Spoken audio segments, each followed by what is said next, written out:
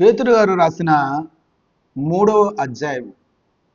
పేతురు గారు రాసిన మొదటి పత్రిక 3వ అధ్యాయంలో మాట ఉంటుంది 8వ వచనంలో.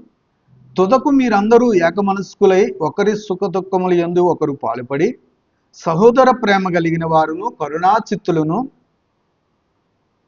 వినయ మనస్కునలే ఉండండి. ఆశీర్వాదమునకు వారసులగుటకు మీరు పిలువబడితిరి కనుక కీడుకు ప్రతి కీడైనను దూషణకు ప్రతి దూషణైనను చెయ్యక దీవించుండి అని రాసింది.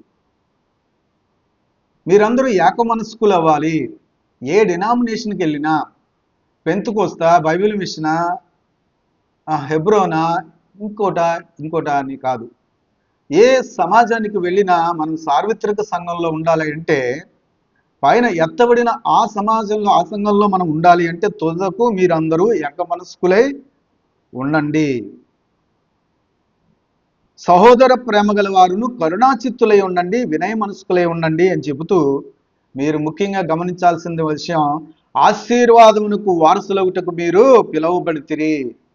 ఆ పరలోక రాజ్యానికి అర్హులుగా ఉండడానికి, ఆ ఆశీర్వాదము పొందడానికి అర్హులుగా మీరు పిలువబడతారన్న సంగతి గుర్తెరగండి. ఓ విశ్వాసులారా, ఇష్టం వచ్చినట్టు వ్యవహరించకుండా, మనం ఇష్టం వచ్చినట్టు మాట్లాడకుండా, మనకిష్ట తగినట్లుగా నడవకుండా, మనము ఆశీర్వాదానికి వారసులగునట్లుగా, ఇచ్చిన ఆశీర్వాదాన్ని పోగొట్టుకోకుండా జాగ్రత్తగా ఉండండి అని చెబుతూ, కీడుకు ప్రతి కీడైనను దోషణకు ప్రతి దోషణైనను చేయకుండా ఇంకా దీవించండి అని చెప్తున్నారు.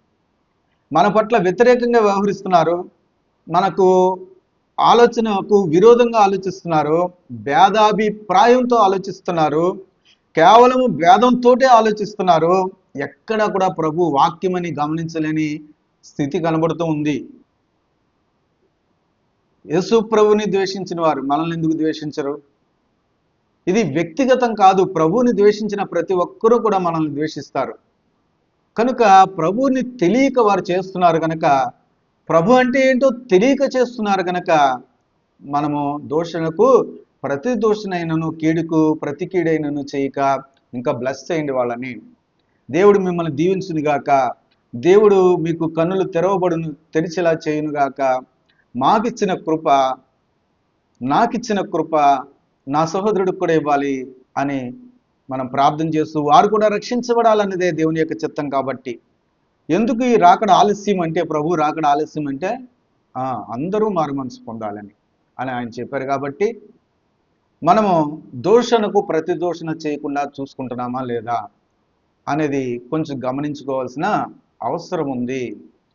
కీడుకు ప్రతి కీడు చేయకుండా, ఆలోచనలోకే రాకుండా ఉండే మనస్తత్వం కలిగిన స్థితి ఉంటే గనక ఆశీర్వాదానికి వారసులమైనట్లే.